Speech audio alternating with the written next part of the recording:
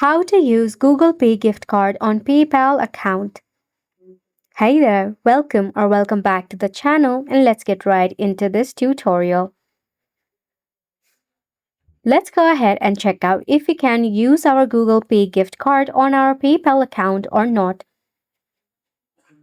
So if you are looking for a way to use it, you may use some of the alternative way as there is no any direct way to redeem your PayPal account. So what you can do is firstly, you can find a retailer. You can identify a retailer that accepts Google Pay gift card and also sells gift card for PayPal. Some of the popular options would be Target, Walmart, and Best Buy. You can use a Google Pay gift card to buy a PayPal gift card from the retailer. Then you can head over to paypal.com. Then log in into your account and redeem the PayPal gift card code instead. It is an indirect way, but this will surely work.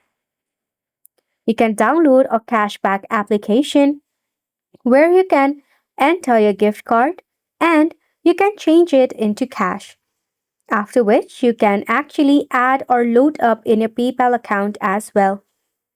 And just like that, you have made it to the end of the video as well. Thank you so much for tuning in.